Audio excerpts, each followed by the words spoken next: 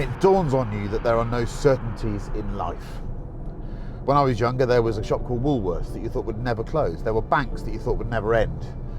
But they all closed and ended because there are no certainties. If you'd said to me in 1998 when I started doing this for a living that Ferrari would make an SUV, I'd have said, well, the Second World would have been off. But Ferrari went public and now it serves its shareholders.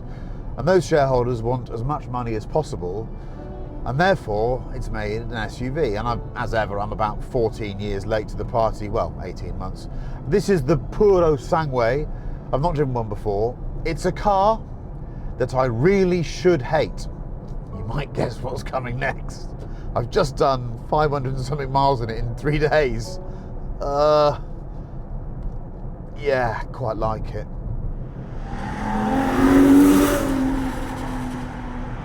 I like it because it's braver than I expected. It's a car that only Ferrari could have made. That's important. It does feel like a Ferrari. It's not another Bentayga X5M Urus rival. It's well beyond any of those.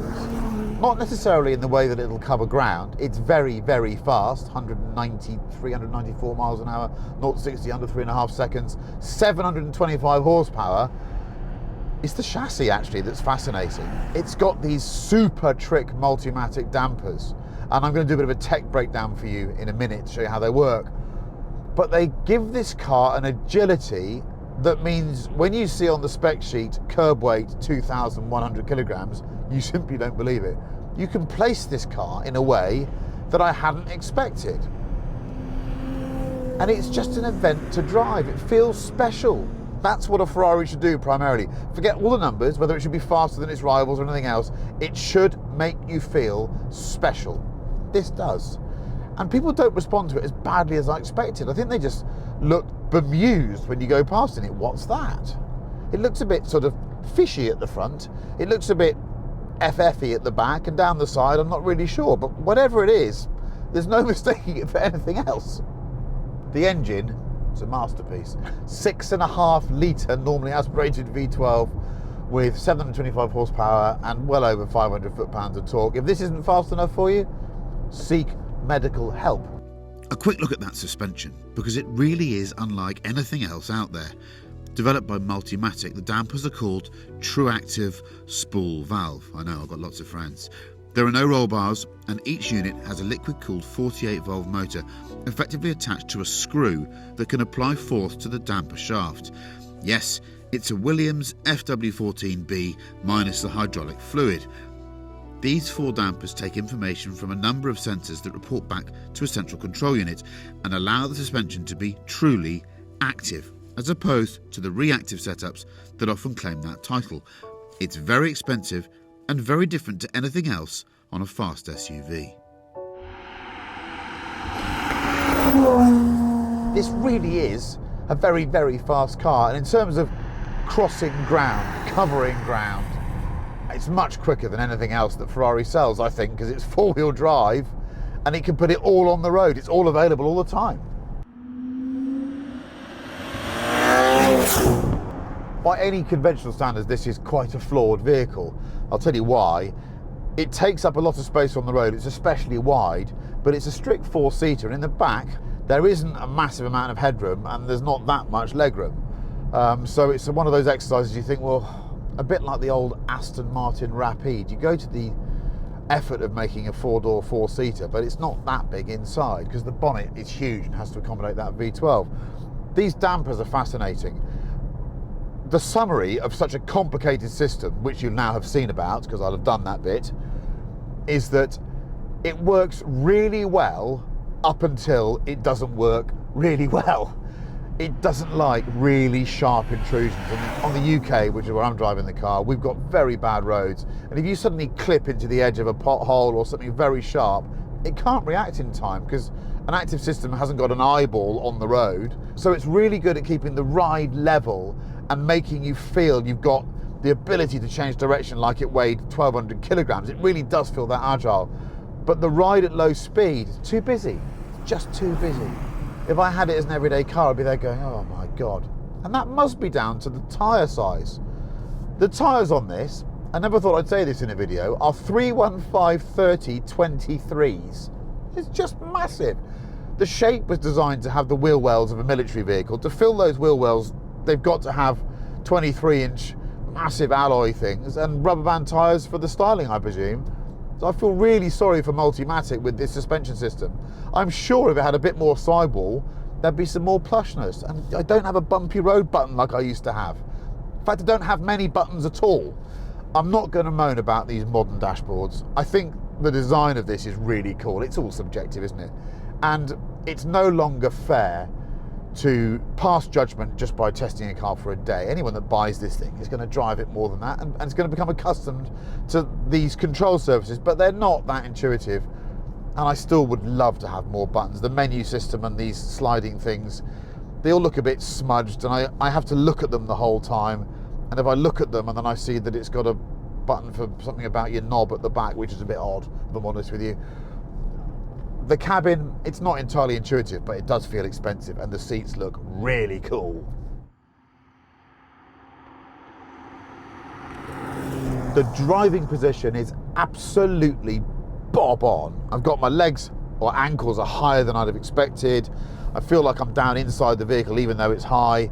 I can't really fault it. New Ferrari steering wheel, people don't like these. This is the bit I've really got on with. I'm finding my one flap to do a windscreen wipe and one flap to do a flash to say thank you to someone is intuitive. I like having the indicators there. Gear paddles are enormous, and this works for me. I don't really get all the menus, and this is the first Ferrari that doesn't come with any sat-nav. It's no longer supplied.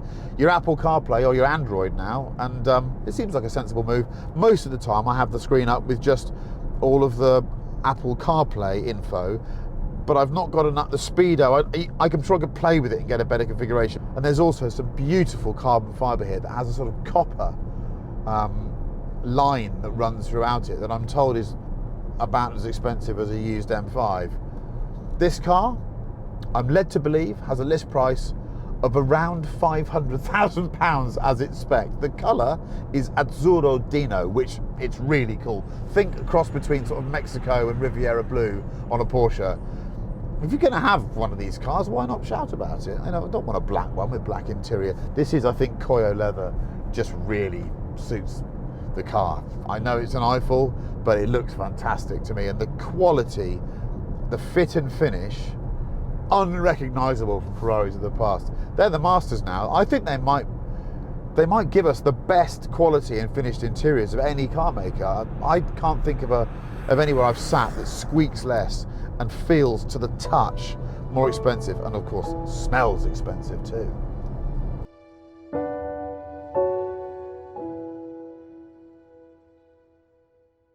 The screen in front of the passenger is really good theatre. All of this stuff is completely pointless, but it's about making people feel like they're in something very special. I love this.